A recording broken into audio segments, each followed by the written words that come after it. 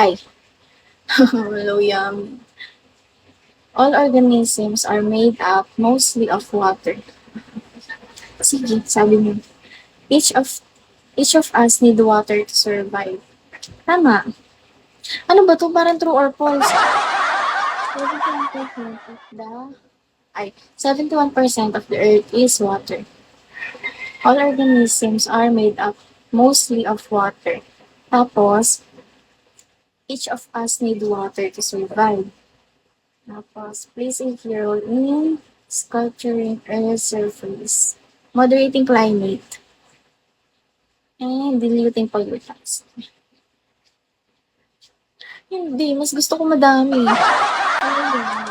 Gusto ko madami. Like, mahaba. Uy, sige. Hydrology.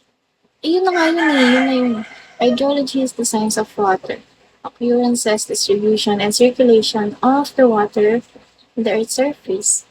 Classification niya, tatlo. Yun lang yung may maiksa. Yung application, ay charot, yung, yung theoretical hydrology, more on concepts.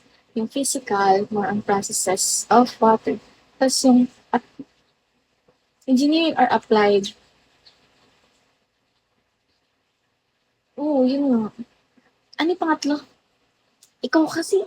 Wait lang. Ano yung pangatlo? Ayun, engineering or applied hydrology. Yun yung application. Important, 71% of the Earth's surface is water. All living organisms are mostly made up of water. Tapos,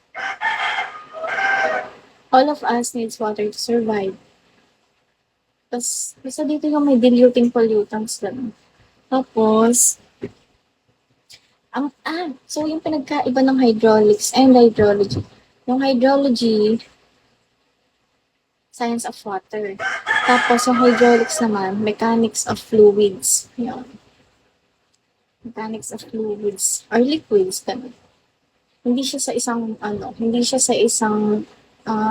tawag dun, hindi siya sa isang fluid lang nakafocus. And then may dalawa yon, static and kinetic. Ang layo na. Similarities to hydraulics. Di kasali.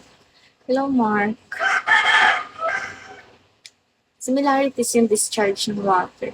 Sa bagay, may discharge sa water and merong discharge sa, alam mo Nandro, may discharge sa sa ibang fluids, diba?